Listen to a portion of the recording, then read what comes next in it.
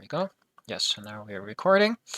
So we have the wish list for the wave equation of relativistic quantum mechanics with these 4 items. So we'd really like to see a plane wave particle wave duality. So we'd like to have solutions to our quantum mechanical wave equation in the form of plane waves in which the wave numbers are related to the momenta and the frequencies to the energies. And we would really like to see that they satisfy the special relativistic dispersion relation. So that was the first criterion. The second criterion is the relativistic principle should be satisfied for this wave equation. So really what that means is that if we have a solution in my inertial frame S, and you are traveling in a different inertial frame, then what we want to see is that the same solution is also a solution in your frame, S prime, after a suitable transformation. So before we can say whether the relativistic principle is satisfied, I have to tell you how the particular wave function or field actually transforms when I go from one inertial system to another. We would like it to have a non-relativistic limit that reproduces what we know from Schrodinger quantum mechanics. And finally, we'd like to have some kind of probabilistic interpretation. It should predict for us what the outcome of an experiment is with a certain probability distribution for the different outcomes. Okay, so were there any questions about the goals here? So from last time.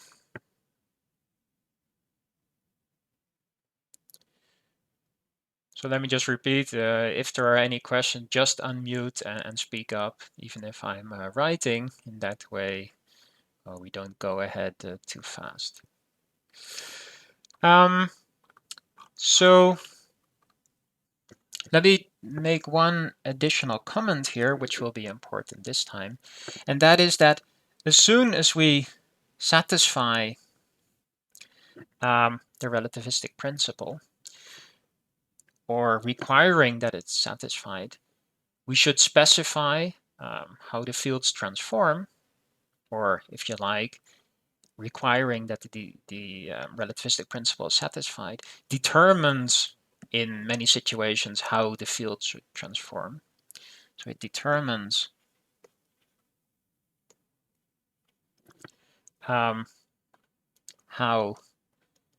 the field or wave function transforms under Lorentz transformations, so general Lorentz transformation lambda mu nu. And as you remarked last time, one type of Lorentz transformations are the rotations. So in particular, we know how these fields are going to change under rotations. So in particular, rotations. But if we know how something changes under a rotation, we know its spin, or at least the spin of the particle that is described by the wave function or the field. So this gives us the spin of the particle.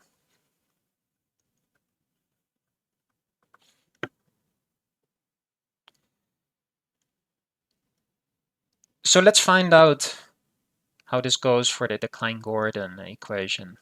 That was our first attempt last week. So just to remind you, how did we get the Klein-Gordon equation? Well, essentially we took the particle wave duality as the leading principle. So we were looking for a wave equation, so some partial differential equation for the wave function psi, such that this plane wave is a solution for this dispersion relation. And we noticed that in order to get a sensible partial differential equation that is of the same order in time as it is in space, we should square the dispersion relation. So in our covariant notation, this is the energy and the momentum, they group into this this relativistic scalar product of the 4 momentum with itself, minus m squared c squared being equal to 0. And then what we do is just substitute operators for the momenta and the energy. So this is called minimal substitution. And in covariant notation, it comes down to taking this covariant momentum vector and then replacing it just by the covariant derivative, just the derivative with respect to time and respect to space with an IH bar. Right, so that gives us the equation d mu minus m squared c squared over h bar squared psi of x equal to 0. Right, and this is what we called the Dullenversion box. And we notice that it satisfies the relativistic principle if psi of x is a scalar field.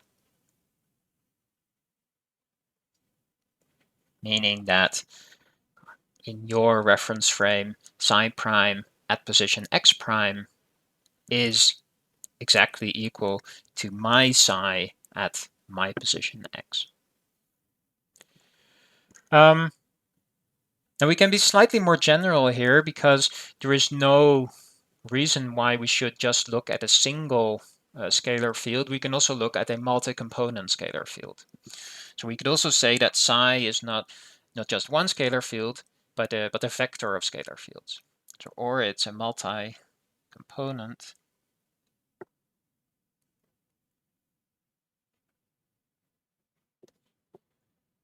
scalar field. So that means that we take psi of x to be like a column vector of multiple fields. And then it still satisfies the relativistic principle if we just take the components to be scalar fields. So my psi I prime of x prime, or yours is my psi I of x. And then the Klein-Gordon equation, it just acts diagonally. So it does not mix the components of these fields. So in this particular realization of the relativistic principle, what would that mean for the spin of the particle that it's describing?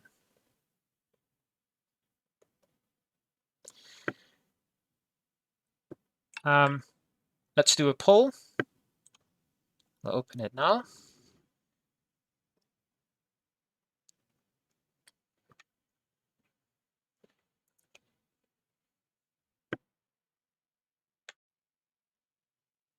Let your intuition speak.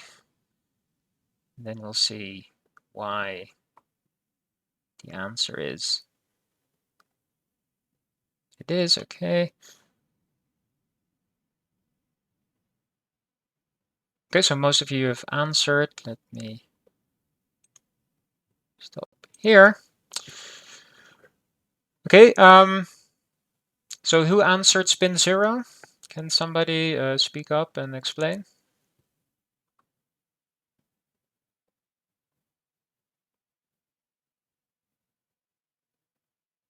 No, the poll is anonymous, so I can't name one person. So don't be shy. There are, what is it, 6 of you? 5.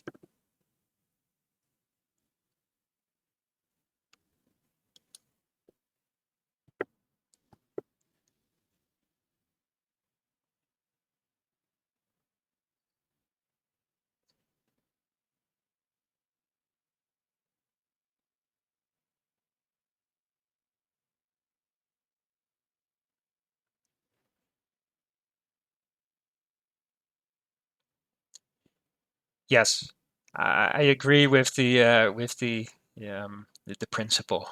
Um, Indeed. So somehow spin zero, it sounds like well, it has no spin, so nothing is really going to change under rotations. Now, how can we make this a bit more precise? So if you think back, I guess quantum mechanics 2, if you look at the angular momentum of a particle, there was an operator associated to this. So particles, they certainly have orbital angular momentum, just because they have a velocity and so around some point it will have some orbital angular momentum equal to the outer product of r with the momentum. But some particles have an additional contribution to this angular momentum that corresponds to some internal structure.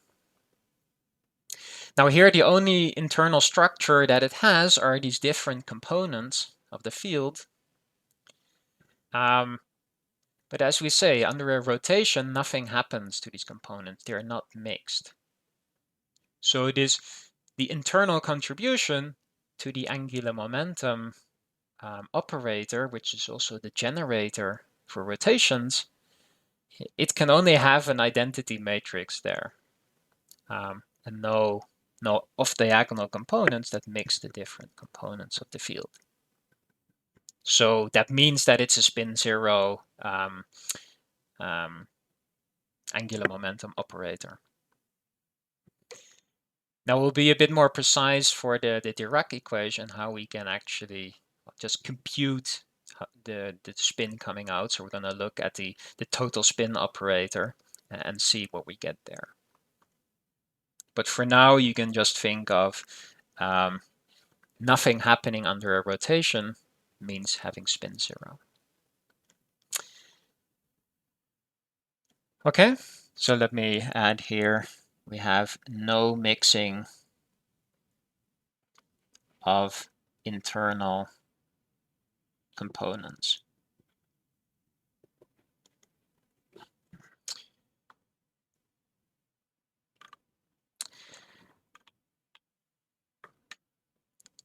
So we noticed at the end of last lecture that there are some problems with this Klein-Gordon equation. So the first one was that, well, we had a density, rho of x, equal to IH bar over 2 mc squared, psi star, time derivative of psi, minus time derivative of psi star psi. In the case of a single component. And as you noticed in the exercises, there is really no way to give this a probabilistic interpretation. It does not have a probabilistic interpretation because it takes on negative values. And you cannot project out states that acquire negative values because that violates the quantum mechanical superposition principle. This was the conclusion of your exercise. So that was one of the problems. The other problem was that we encountered negative energies. Well, not just negative energies, but energies that are really unbounded from below. So we could have an energy that was minus the square root of m squared c to the fourth plus p squared c squared. While in our wish list, we were really looking for the positive square root. So what is the interpretation of these solutions? And given the fact that these are spin zero particles, we happen to know that integer spin particles are bosons. So we have here bosons living in a system where they can have arbitrarily negative energy. So suppose we would be looking at a multi-particle system, I mean, where would most of the particles like to be at low temperatures or in the ground state? But the system has no ground state because the energy can become arbitrarily negative. So that certainly seems problematic.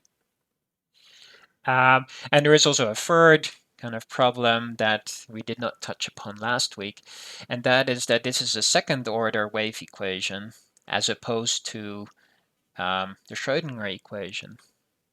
So what does that mean if you want to solve this equation? Well, you need to specify not just the field at a particular time, but also its time derivative in order to uniquely specify the solution. So what is the interpretation here? This is not something we're used to in quantum mechanics. Need to specify psi and psi dot at t equals 0.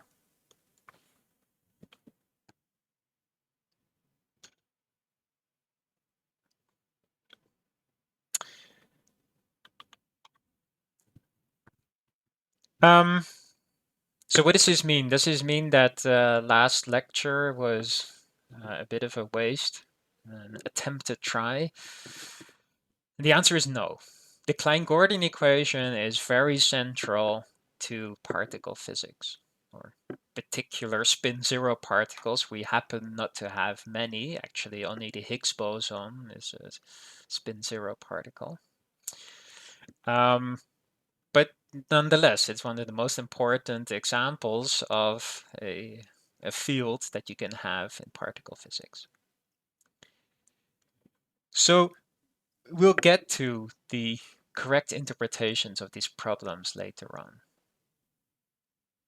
In fact, what we'll find out is that this density that we've written here, it is not a probability density of a wave function. In fact, it's a density of charge. It's a charge density of the particles that correspond to this field psi. Now, as you can imagine, this requires a multi-particle interpretation to actually make sense of. Similarly, we'll think of these negative energies as being related to antiparticles that do not have these negative energies, but actually positive energies, but they only show up here with an extra minus sign. Again, we can only talk about antiparticles as soon as we're in a multi-particle framework. And then finally, this last problem, the solution will be that we should not think of psi as the wave function, the analog of the wave function in Schrodinger quantum mechanics. Instead, we'll be thinking of psi as a classical wave that we still need to quantize to turn into a quantum field theory. Now, this will be for a later date. In fact, we'll only get this full interpretation in the last lecture of this quarter. What I want to do first is to address these problems in a one-particle quantum mechanics. And as you can see, I mean, all these three problems, they have to do with the fact that the wave equation we have constructed is second order in time. That is what causes still having a time derivative in this density. It causes having this sign ambiguity in the energy. And it also causes this the weird initial value formulation where you need to specify also the time derivative. So let's take a step back and try to construct a quantum mechanical wave equation, which is first order in time, just like Schrodinger equation. So let's take our first reaction to these problems to just stipulate that we really would prefer to have a first order wave equation.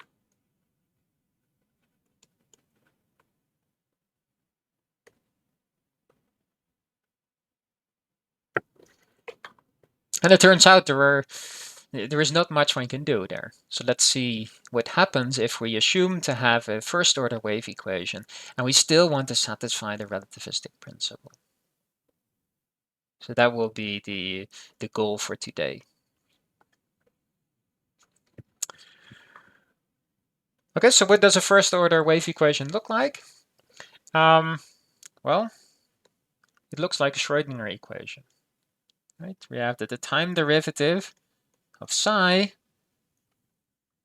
it should look like something, an operator, the Hamiltonian, that can have some spatial derivatives acting on psi. So that's such a Schrodinger equation, and we allow for the possibility that psi is a multi-component field.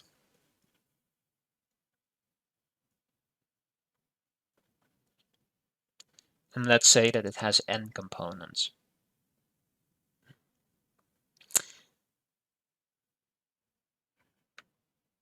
Now, we learned a lesson last time that if we want to have any chance of satisfying the relativistic principle, that we don't want second order or higher order space derivatives in our Hamiltonian, because then we can never treat space and time on equal footing.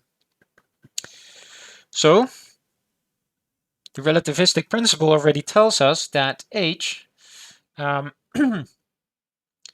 must be at most linear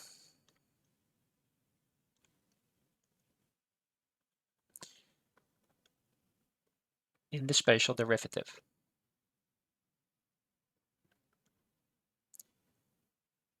And if we also would like this thing to be, well, behave well under translations, then we should also make sure that H is translation invariant.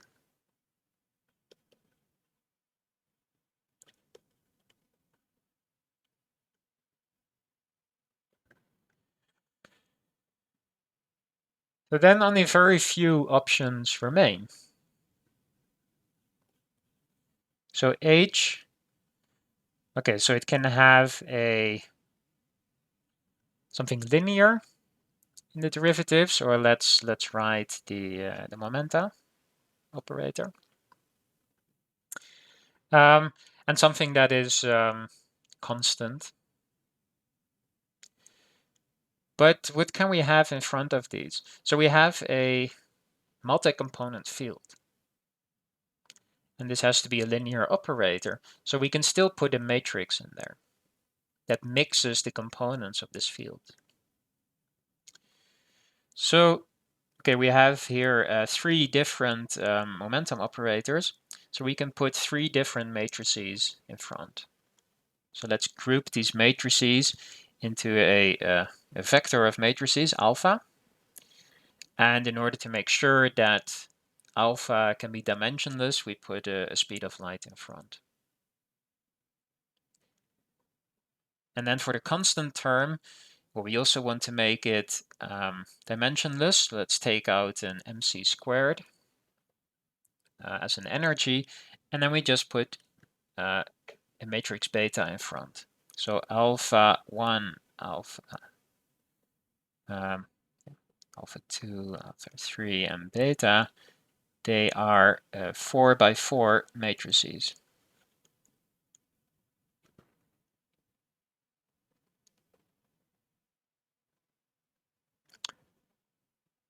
Now we certainly also want that the Hamiltonian is Hermitian. So let's make them Hermitian matrices. Yes.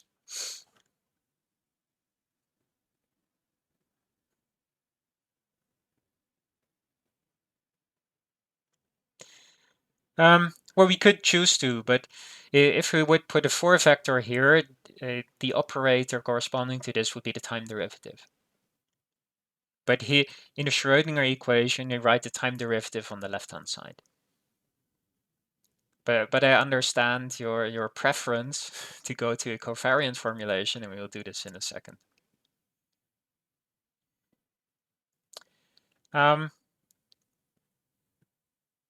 So let's just write down the Schrodinger equation with this particular ansatz for the Hamiltonian, and this is called the Dirac equation.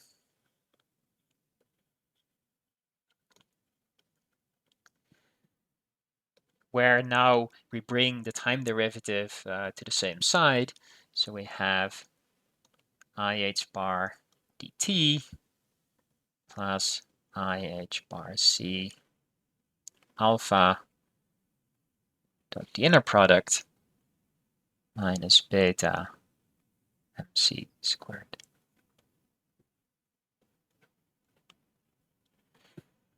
And let's already look ahead a bit by combining the position and time into the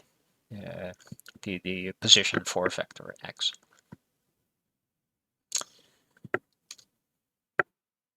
Okay. So now we have to figure out how we should choose these matrices alpha and beta. And we have to do it in such a way that it fulfills our wish list. So the first criteria we're going to look at is the wave-particle duality.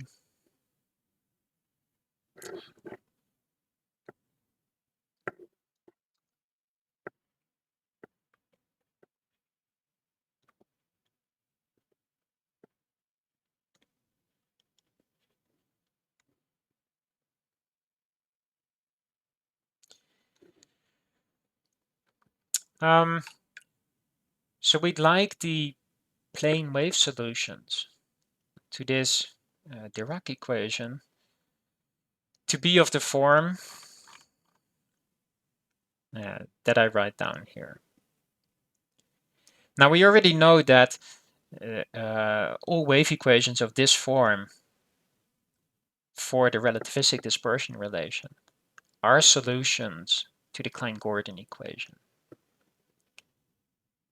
So if we want all the plane waves for the Dirac equation to also be of this form, then in essence, what we're requiring is that all solutions to the Dirac equation are also solutions to the Klein-Gordon equation.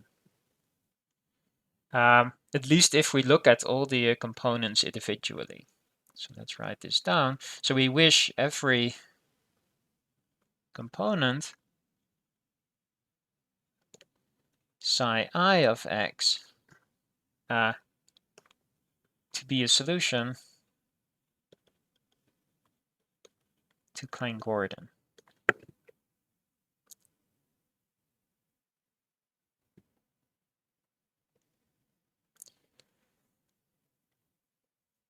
If we can ensure that that works, then automatically we have the correct dispersion relation. Well, okay, up to perhaps this minus sign ambiguity that we encountered in the problem, right? But at least up to the absolute values, it has the correct dispersion. And also it ensures to a certain extent that the non-relativistic limit is sane, or at least in somehow related to Schrodinger equation. Now we did not go into detail for the Klein-Gordon equation last week about the non-relativistic limit, but you can actually show that if you're close to an energy, close to the energy of the rest energy of a particle, that you really retrieve the Schrodinger equation.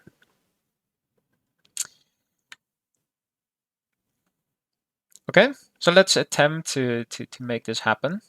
So we're going to start with the Dirac equation. Okay, sorry, this you cannot do on your paper. I'll be cheating a bit.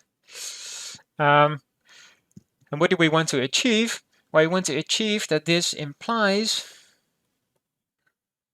the Klein-Gordon equation. So let's write down the Klein-Gordon equation. So 1 over c squared, time derivative minus spatial derivative squared plus m squared c squared for h bar squared.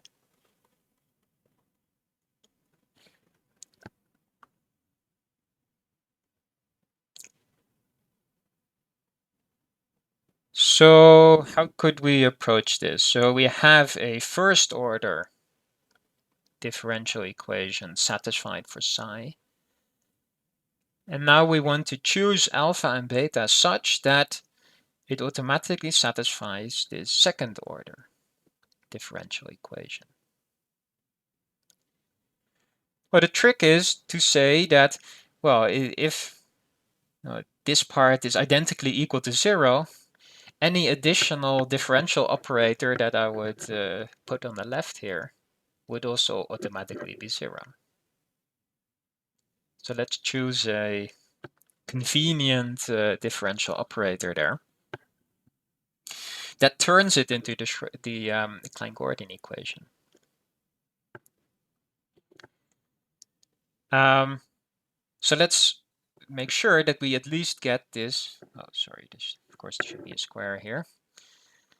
This second time derivative.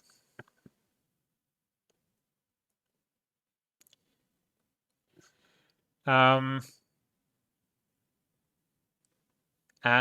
okay, let's keep the IH bar in front of the time derivative.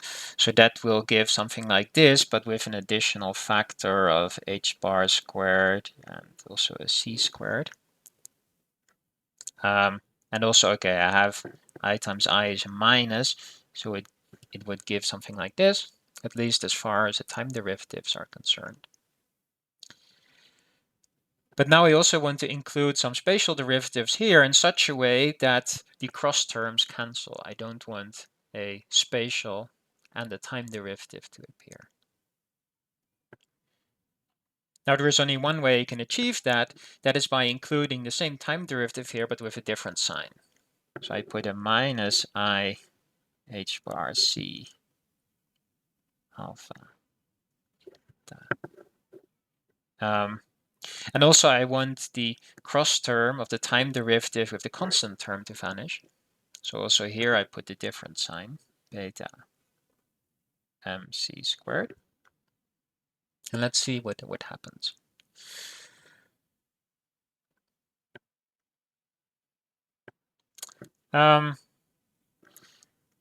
So if we work this out, we get the minus h bar squared dt squared.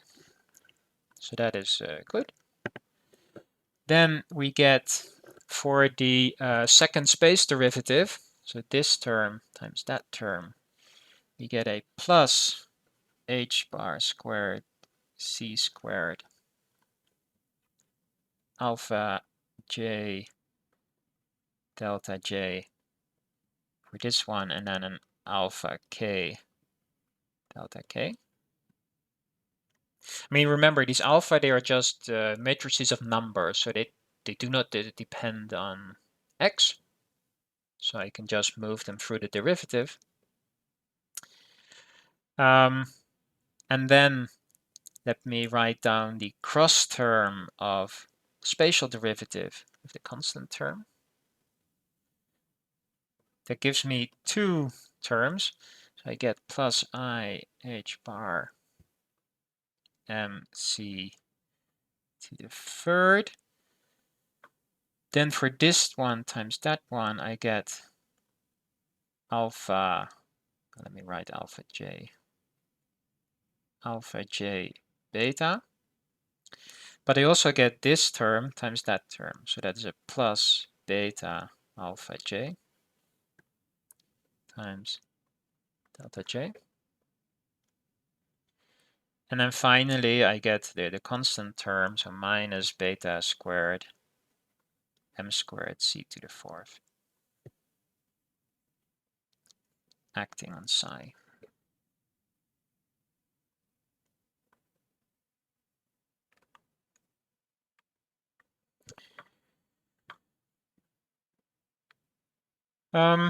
So in order for this to reduce to the Klein-Gordon equation, we can read off some restrictions on these matrices alpha. So first, what I'd like to notice is that I can slightly rewrite this term because But the derivative with respect to the jth coordinate and the derivative with respect to the kth coordinate, they commute with each other. So if I would have the same term here with these two matrices interchanged, it would yield the same result.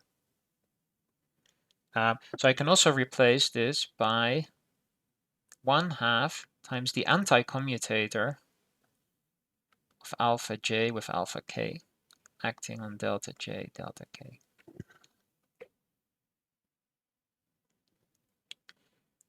Right, because for the second term here, I would get a alpha k, alpha j times this, but then just by switching the labels j and k and switching the order of the derivatives, I would get the same term here. So I get twice the same term multiplied by 1/2 is this.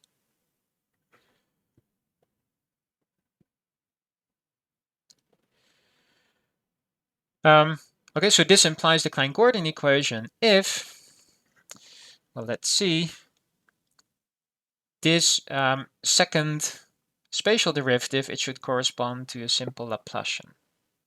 So the anti-commutator of alpha j with alpha k, it has to be equal to twice delta jk, Kronecker delta, times the identity matrix.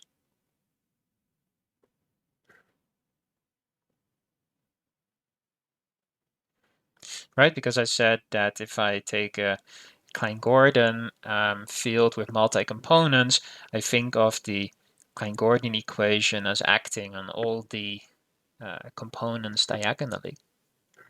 So that means that this operator should just have an identity matrix in there. Then if I look at this term, so that comes with a single space derivative, we don't want that. In front of this single space derivative, we have an anti-commutator of alpha j and beta. So we have to require that that one vanishes.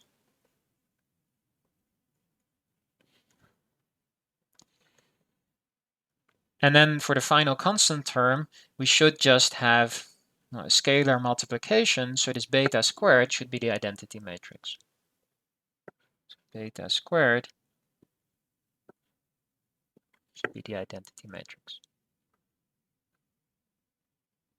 And then up here, we already said that they should be Hermitian in order for the Hamiltonian to be Hermitian. So we also want alpha j dagger equal to alpha j and beta dagger equal to beta.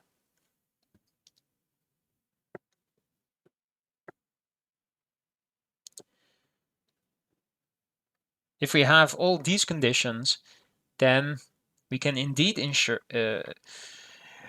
that any solution to the Dirac equation is a solution to the Klein-Gordon equation. So let's see if we can find solutions to these equations.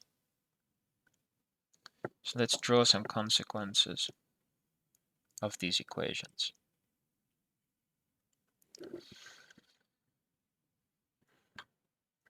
So what are the eigenvalues that are possible for alpha j and beta? Let's do a quick poll based on the properties that I just wrote down. Do they have eigenvalues? Well, they're Hermitian matrices. So the Hermitian matrices always have real eigenvalues. So the second option is not going to happen.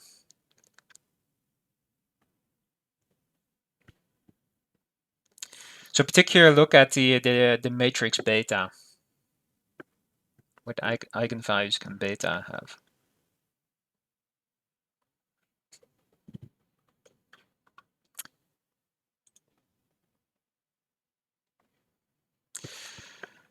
Okay, so by majority vote, it should have eigenvalues plus minus 1. So why is that the case?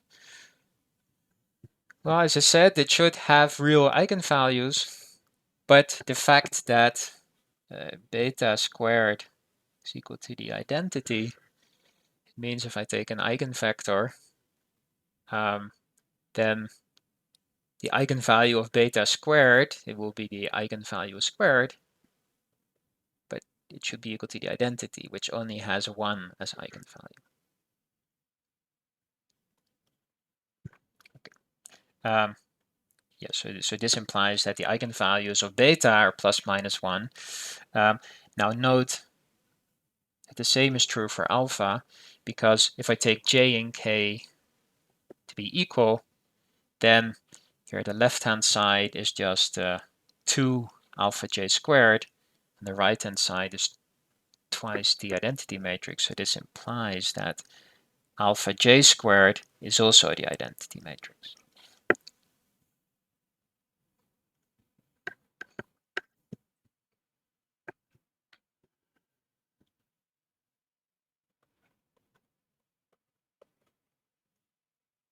Okay.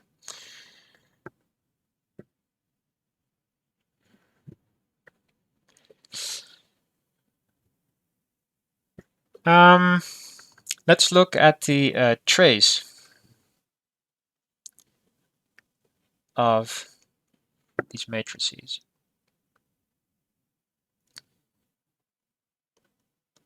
Now they will be the same for alpha j and beta. And let's compute what it is. Just for the case of alpha j, but you can do it similarly for beta. So here is a nice trick. We say that beta squared is the identity, so I can just insert a beta squared in the trace.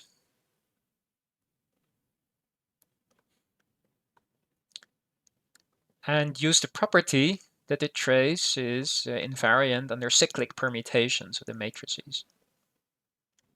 So this is the same as the trace of beta alpha j beta. So I've taken like the first beta here and put it on the end.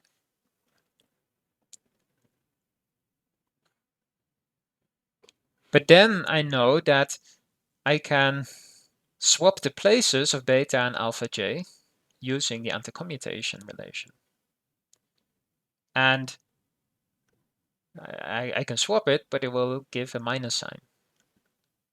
So using the anti-commutation relations, I get that this is minus the trace of beta squared alpha j, which is minus the trace of alpha j.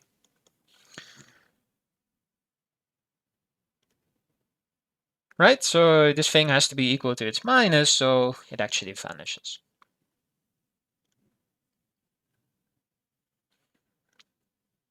So our matrices certainly have to be traceless.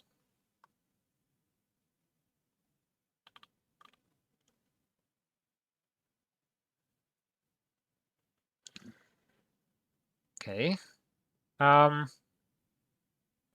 So these two facts combined, what did they tell us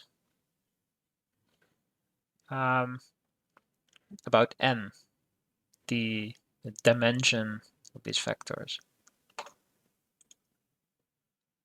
So the fact that they have eigenvalues plus minus 1 and that they have trace 0. Let's do a quick poll again.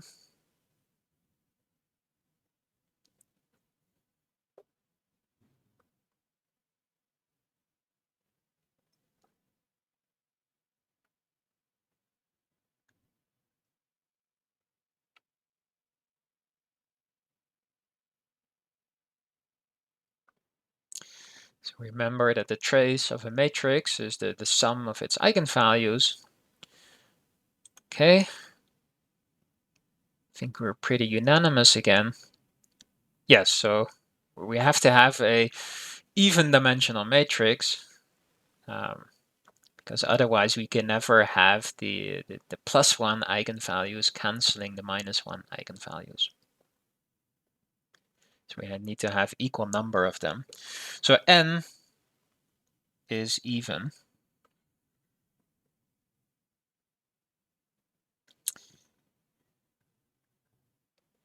So now the question will be, what is the smallest n that we can use? So can we take n be equal to 2? So we have 2 by 2 Hermitian matrices, and we're looking for them to satisfy these anti-commutation relations. Now there are not that many 2 by 2 Hermitian matrices. In fact, there are only 4 of them, linearly independent. There are only 4 independent components I can choose in a 2 by 2 Hermitian matrix. But we need beta, alpha 1, alpha 2, and alpha 3 to be linearly independent. Now you can show that this is a consequence of satisfying these anti-commutation relations. But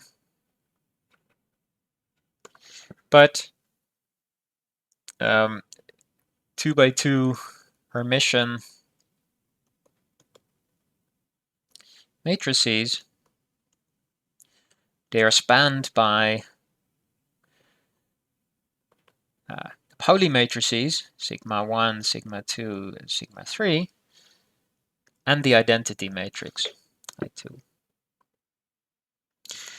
Now certainly the Pauli matrices, they anti-commute with each other, so that is nice. But the identity matrix, it anti-commutes with nothing, because by construction it commutes with every other matrix.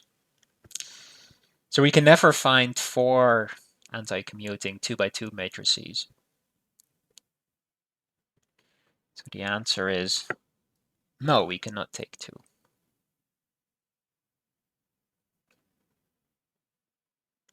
So what we conclude here is that n equals 4 is probably the smallest possibility.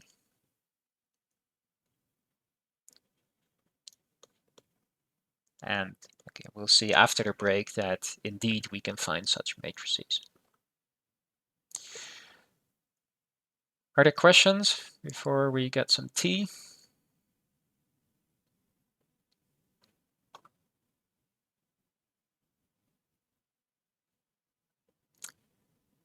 If not, let's reconvene a couple of minutes after past.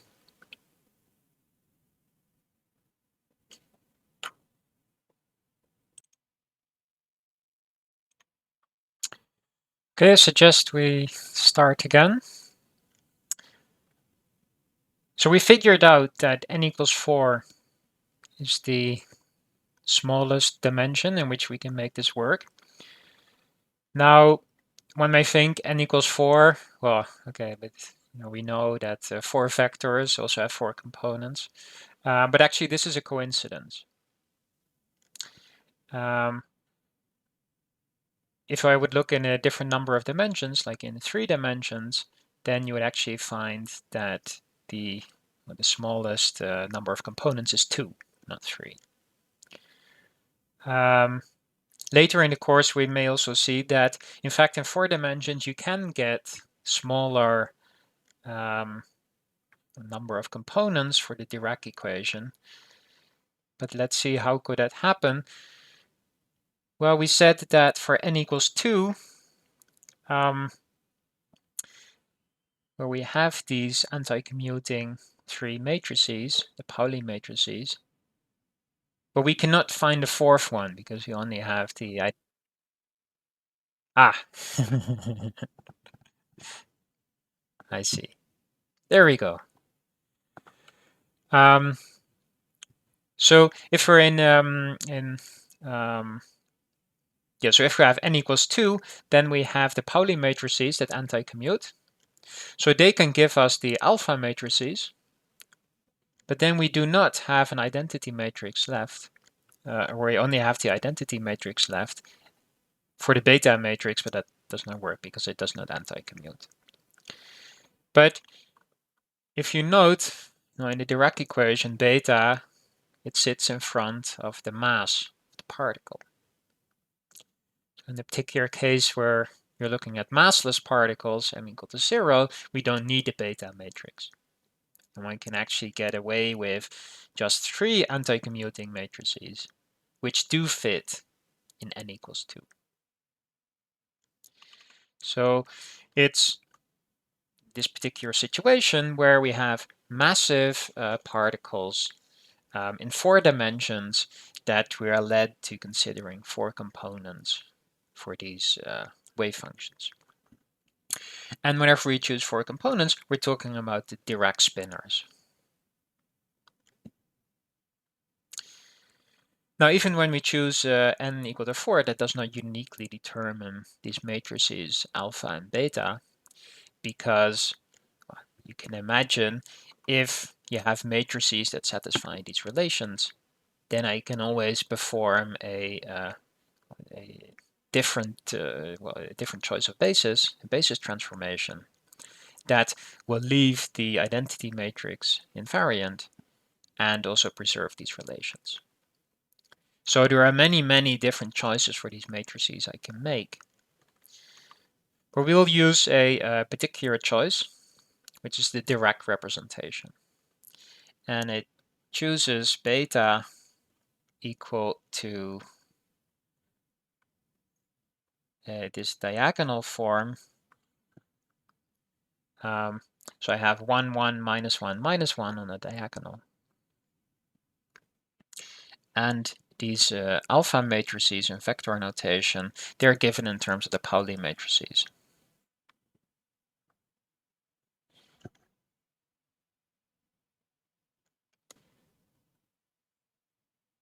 So as you can see, these matrices, they are built out of 2 by 2 blocks, where beta, it does not mix the 2 blocks. It just puts a minus sign in front of the second, while the alpha matrices, they mix the 2 by 2 blocks. So these are the Pauli matrices. And you can easily check that they satisfy the relations that we need. And this is also something you will check in the exercises. Okay, so that gives a precise wave equation. And we can ask for this wave equation, does it have a probabilistic interpretation?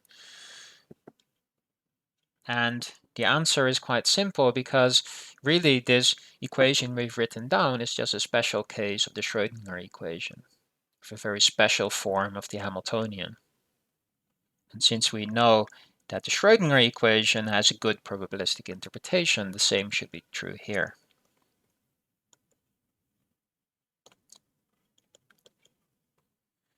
So it should be clear.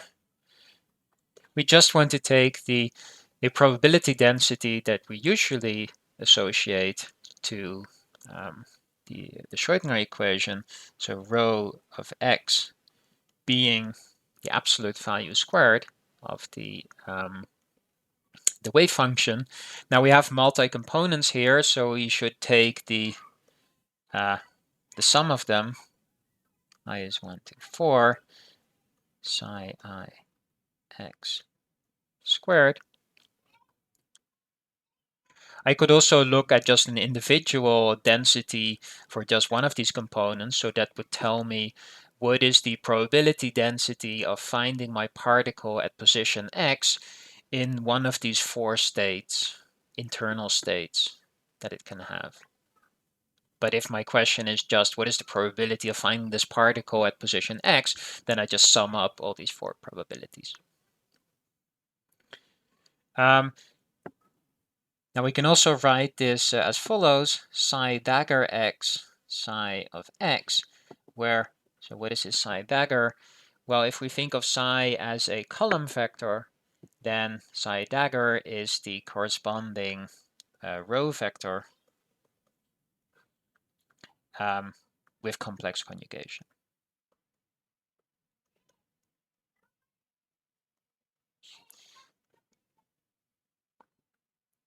So then we take the matrix product of a row vector with a column vector, and that just gives you a number. Okay. And then you can check that the corresponding probability current is given by this.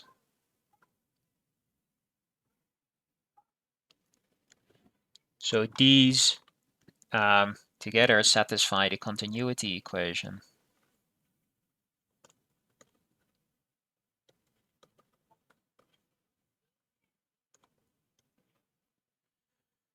Meaning that there is no issue in interpreting these quantities as a probability distribution.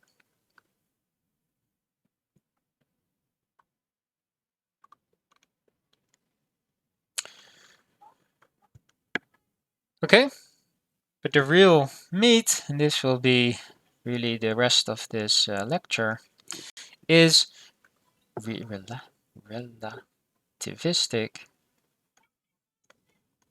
principle.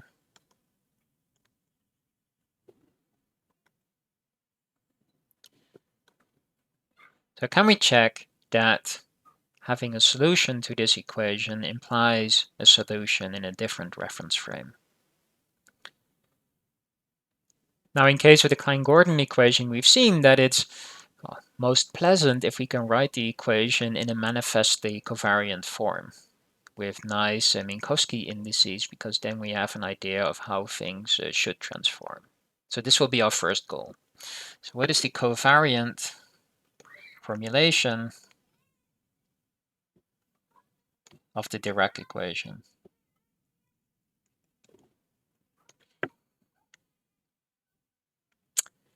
So let's write down the Dirac equation again in the form that we've written it before.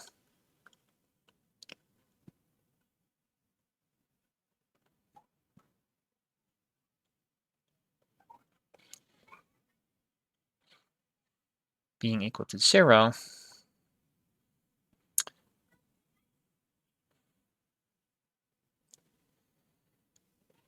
Now, what we'd like to do is to take the spatial derivative, so that's the momentum operator, and the time derivative, the energy, and combine them into a four momentum operator.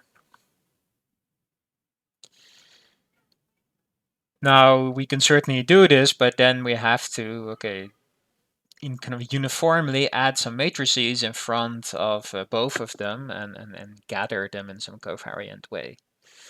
So we would like to write this as some covariant derivative, d mu, and then here a constant term, mc, say, and then with some matrices in front here. And by definition, these matrices, we're going to denote them by gamma mu.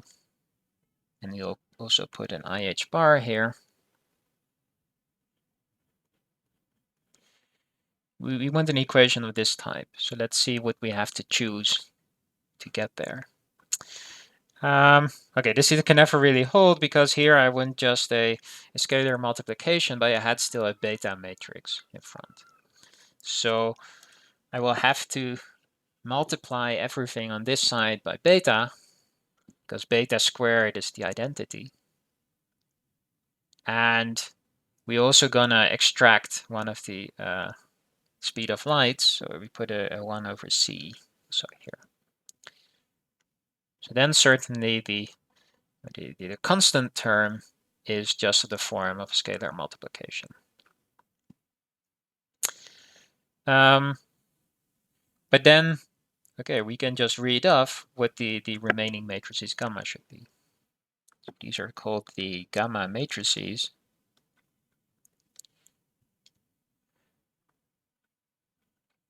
So the gamma 0, that stands in front, so that's the part in front of the time derivative, so that will just be beta.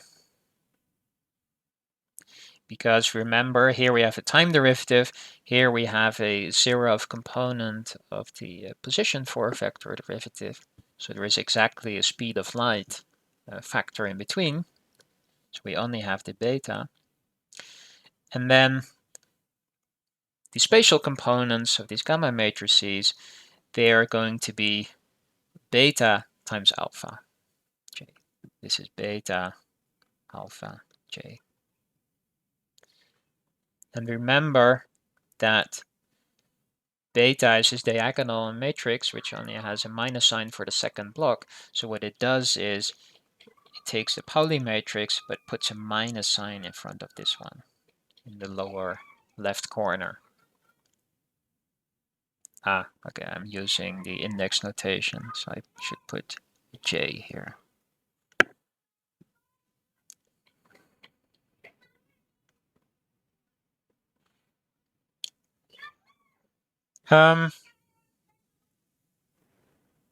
Now, such combinations, there is a special notation for it. If I have a gamma matrix contracted with something with an index, and this is the Feynman slash notation.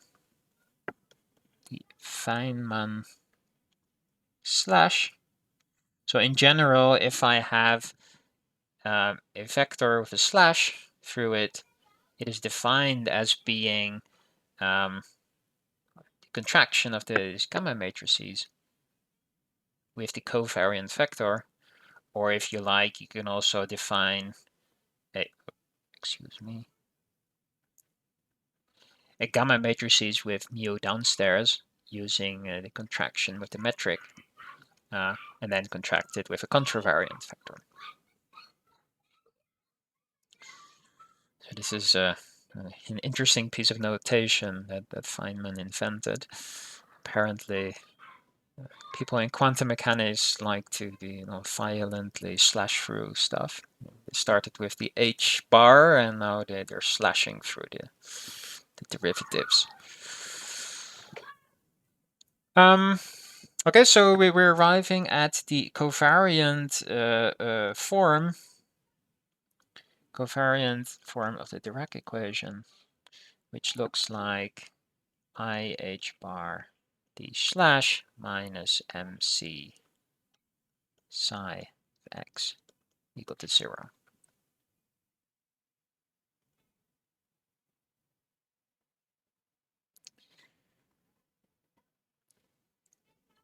So they are expressed in terms of these gamma matrices, and given the particular anti-commutation relations of these alpha and beta matrices, you can work out, and you will do so in the exercises, that they satisfied what is known as the Clifford algebra, that the anti-commutator of gamma mu with gamma nu is given in terms of the metric tensor like this. Okay, we put n equal to 4. And in this case, the matrices are not longer Hermitian, because for these components, gamma j, I'm taking the product of two Hermitian matrices, but the product of two Hermitian matrices is no longer Hermitian. So you will show that, in fact, if you take the Hermitian conjugate, it is the same as sandwiching your gamma matrix between two gamma zeros.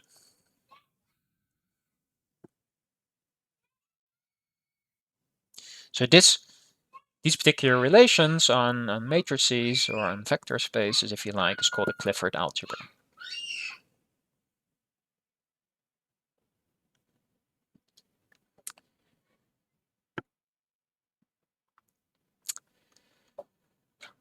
Okay, let's do a quick poll again.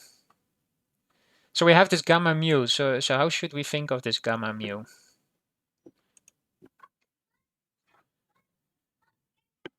Does it transform as a contravariant vector? Okay, let's say that the first one is a covariant vector, the second one is a contravariant one, the third one is a scalar.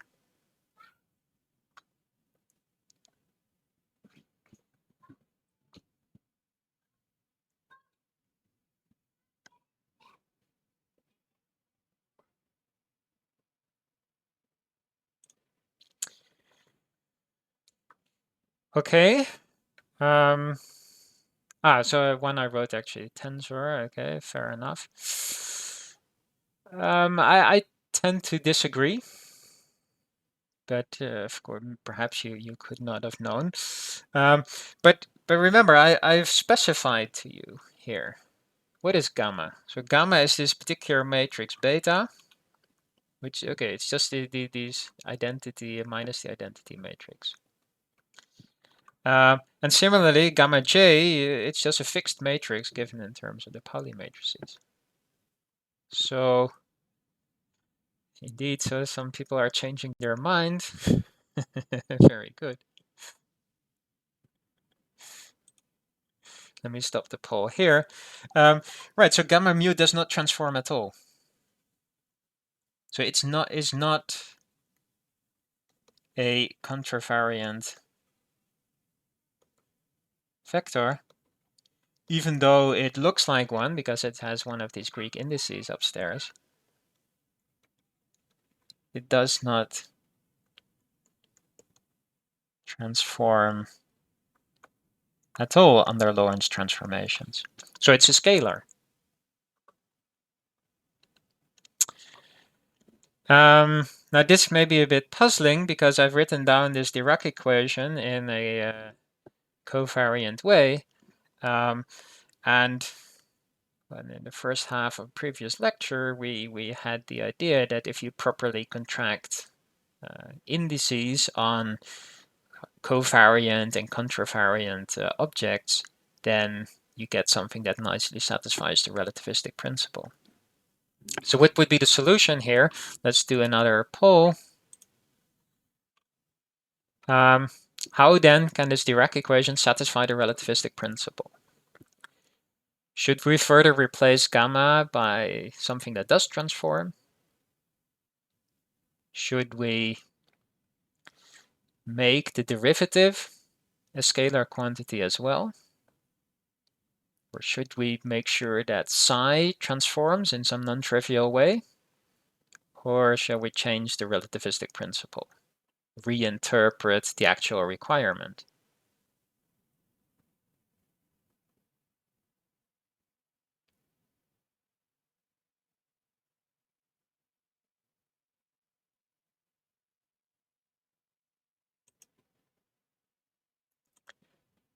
Okay, so opinions are divided. So somebody answered that psi should transform exotically. Was this a guess or an educated guess?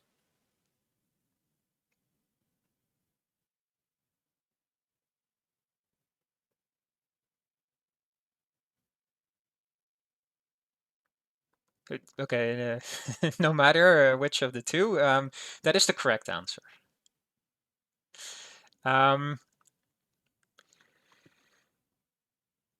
It will be very difficult to make a derivative not transform under coordinate transformations, because the coordinates are certainly going to change linearly. I'm not quite ready to rethink the relativistic principle. I really want to stick with the gamma matrices. So the only way we can fix this problem is by making sure that we transform the field in such a way that in the end this does transform, or the combination of where do we have of gamma mu derivative of mu of psi does transform in the same way as psi itself, because that's what we need to get the relativistic principle hold up. Okay, so let's do this. So we're going to look at a arbitrary Lorentz transformation.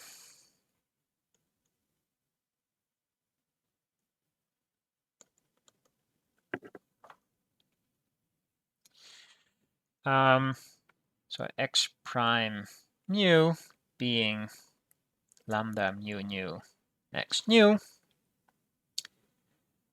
And we want to take some general transformation for our Dirac spinor. So what is the most general thing we can do? Well, somehow the Dirac spinor at your coordinate x prime should be related to my Dirac spinor at position x. Well, we certainly want this to be some linear mapping. Otherwise, we'll never get a proper superposition principle for our quantum mechanics. So it will be some matrix S that may depend on the Lorentz transformation that mixes the component of psi. And we're going to figure out what this matrix S is going to be. Since we have 4 components, this will be a 4x4 matrix. 4x4 matrix can be complex, acting on the spinor components.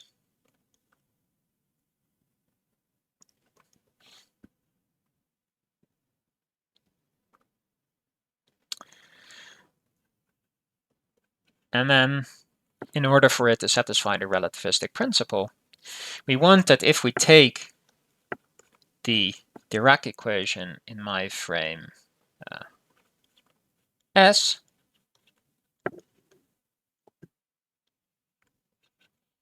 that this implies that the transformed equation, the primes on it,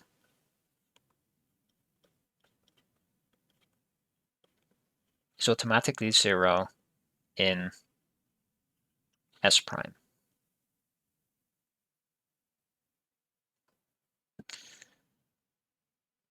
So let's just plug in our general transformation and see what criterion we have to impose.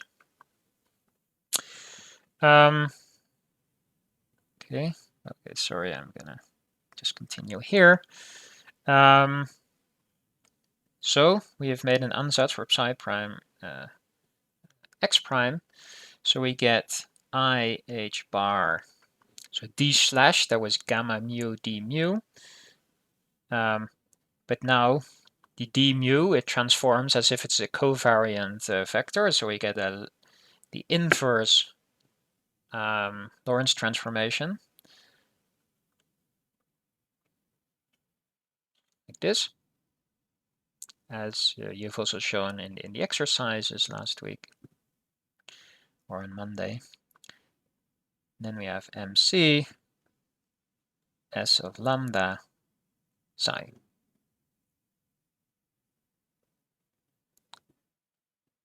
So we assume here that S of lambda does not depend on the coordinates x. So I can just pull it through the derivative if I like. Now what can we do? Well, we can just plug in this expression we have here for MC times psi. Okay, let me plug it in here. So we know that MC psi is IH bar D slash psi. So we get an overall IH bar, our gamma mu lambda inverse mu. Let's take this S of lambda inside and take the derivative outside.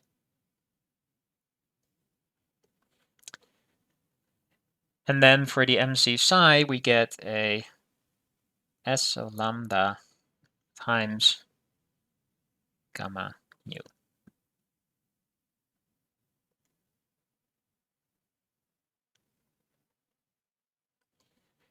So we want this to automatically vanish.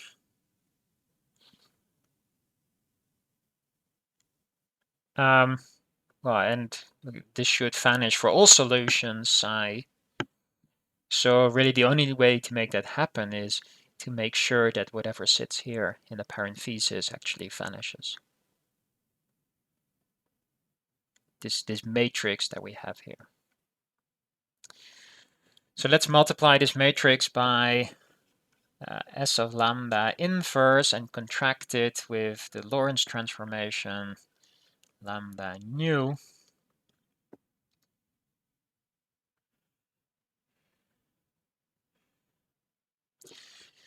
So what this does is it takes away this S of lambda and puts an S inverse in front here, and contracting with the Lorentz transformation, it removes this lambda inverse and puts a lambda on that side. So the equation we get then is that S of lambda inverse gamma lambda S of lambda should be equal to Lorentz transformation gamma nu. Yeah, okay, so we want this to be 0, so that implies this particular equation for S.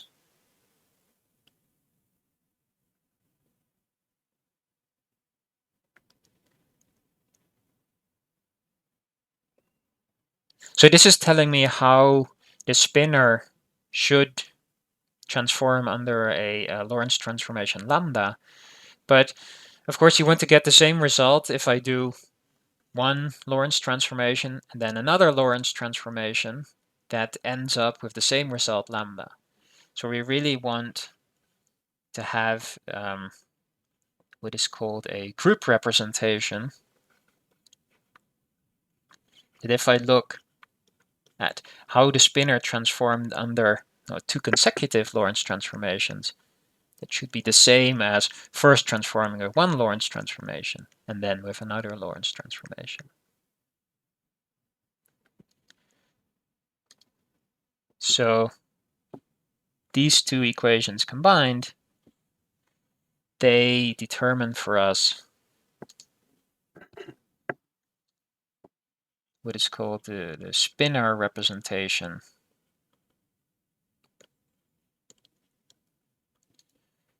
of the Lorentz group.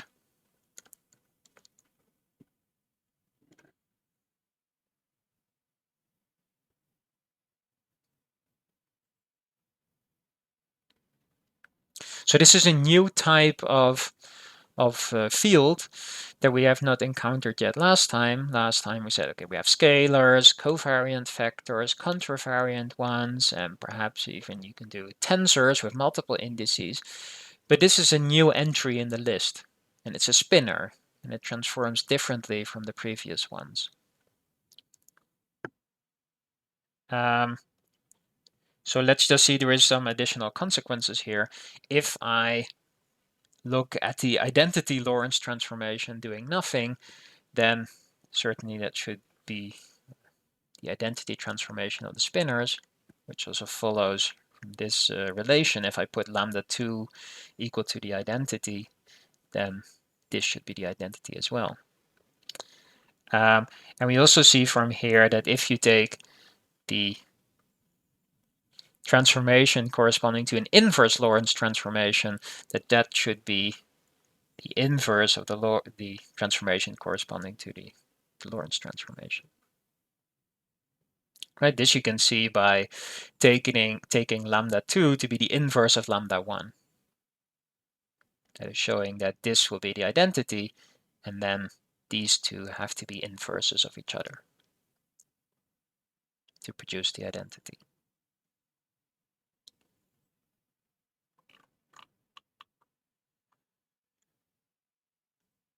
Okay. Now somehow we want to solve this equation to find what are exactly these matrices S of lambda.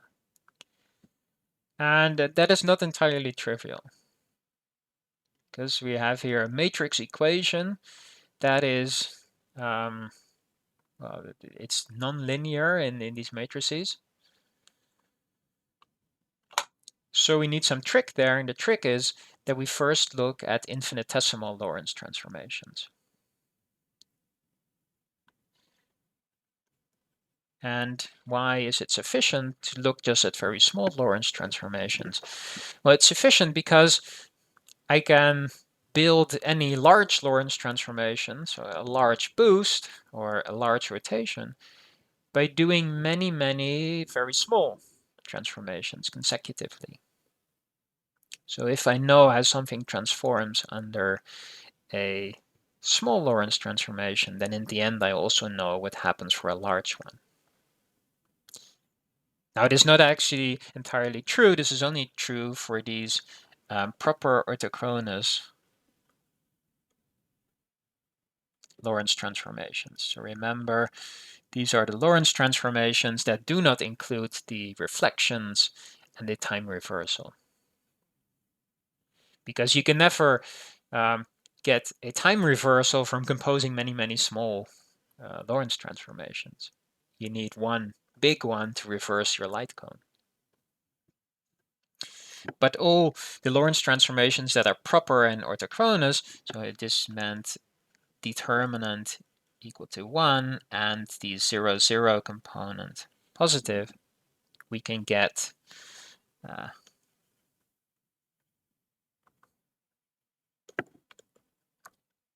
can be obtained from many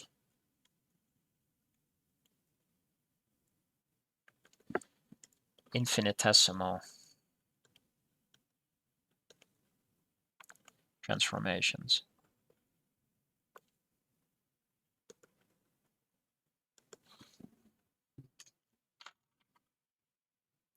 So what is an infinitesimal Lorentz transformation? So it is something that looks like the identity matrix. Remember, if we take the metric G mu nu and raise one of the indices, we just get the identity matrix plus something infinitesimal. And in the exercises, you've already shown that in order for this to be an infinitesimal Lorentz transformation, it has to satisfy this anti-symmetry requirement. So whenever we have a very small anti-symmetric matrix, then this will be a Lorentz transformation. So what will the corresponding transformation of the spinor look like? Well, it will also be very close to the identity transformation because of this requirement. But there will be some infinitesimal part to it that will depend on delta omega. So this will be also infinitesimal.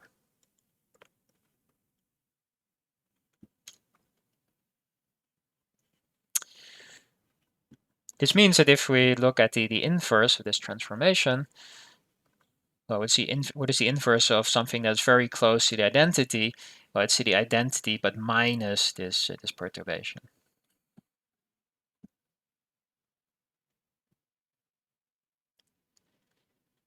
So now we can take this transformation, plug it into our requirement, and see what it means for this infinitesimal part. So we get, for the inverse, we have I4 minus S delta omega, then gamma lambda, I4 plus S delta omega. And this should be equal. Well, okay, let's first just work out what this is and then look at the right-hand side. So the non-infinitesimal part just has the identity matrices, so that's gamma lambda. And then we only look at the linear terms that are added. So this is minus S gamma lambda plus gamma lambda S.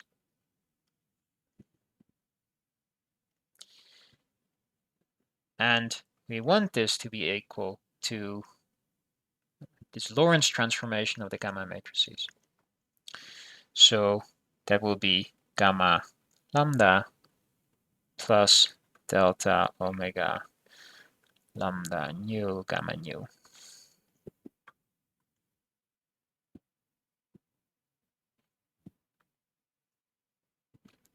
So what does this mean? This means that we should take here the commutator of gamma, let me write with a mu now, with this S,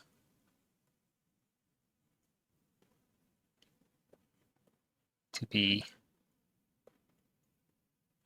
this form.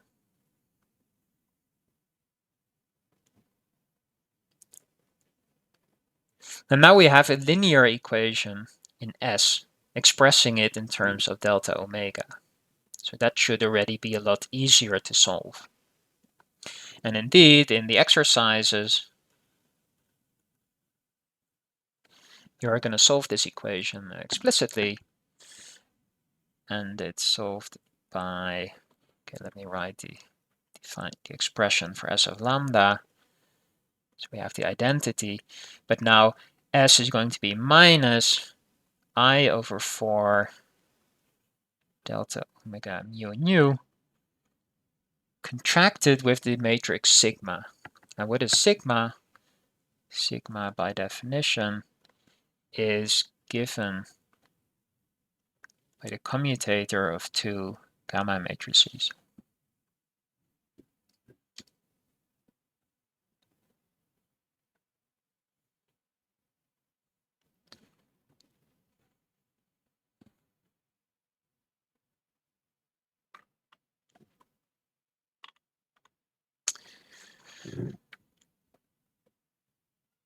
Okay, so for any infinitesimal Lorentz transformation, I now know explicitly how the spinors will transform. So the only thing to do now is to compose many of these to get the transformation for a general proper orthochronous Lorentz transformation, like a rotation or a boost. So that will be the last thing we'll discuss. Oops.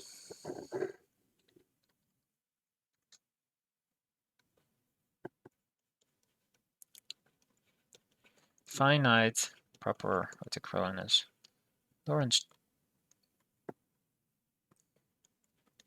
transformations.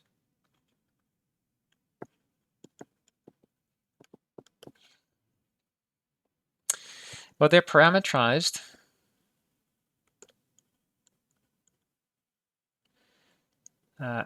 by an, let me write a bit more legible, anti-symmetric tensor omega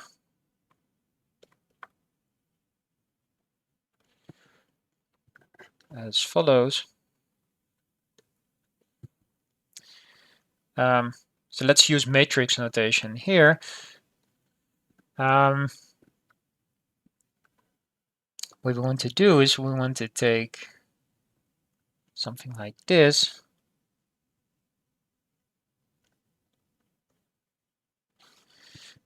So we want to take a very small Lorentz transformation by dividing our omega by some large value n, large integer n. If we do that, then this will be an infinitesimal Lorentz transformation when n is very large. So we take such an infinitesimal Lorentz transformation, but then we compose it with itself n times. So we take the product of all these matrices, and that should give us a finite Lorentz transformation.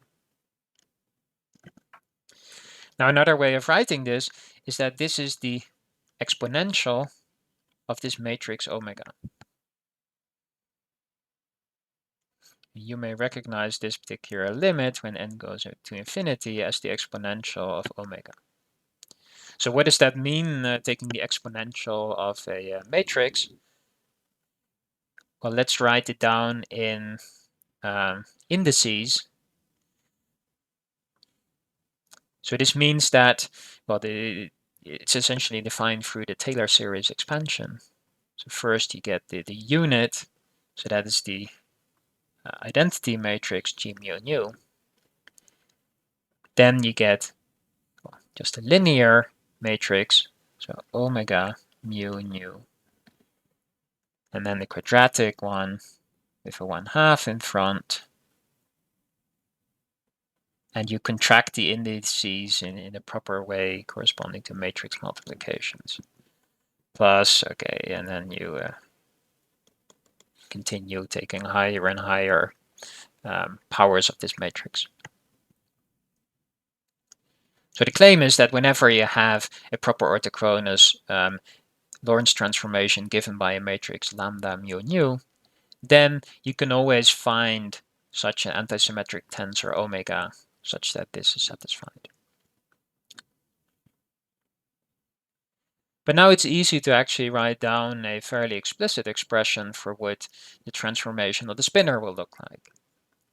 Because this one I can also write as many infinitesimal transformations. So I have to apply S to this multiplication of Lorentz transformations, but I said that there is a group property.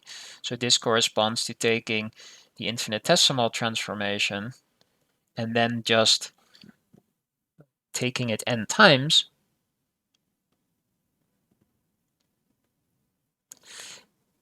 But now this part is really small, so I can just take the formula that I had up here and plug it in and see what I get. Take the limit of n to infinity now of the identity matrix minus I for 4, and then delta omega, so that should be this omega over n, so 1 over n omega mu nu sigma mu nu to the power n.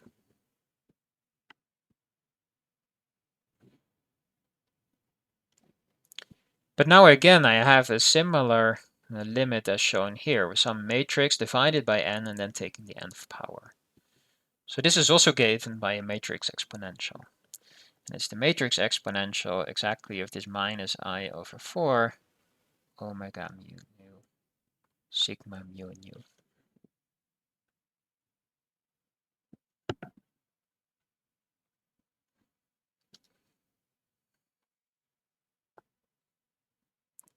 So this is what the general expression looks like. So the Dirac equation satisfies the relativistic principle in this particular, well, if we transform psi prime x prime as e to the minus I over 4 times psi of x.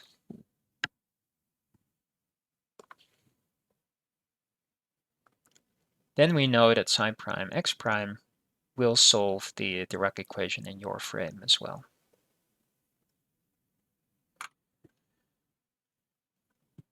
Okay, so that's it for today. Questions?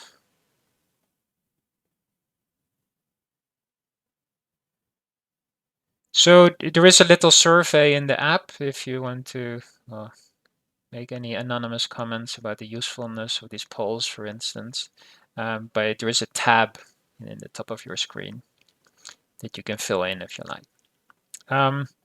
Apart from that, I'll see you next week. Have a nice weekend.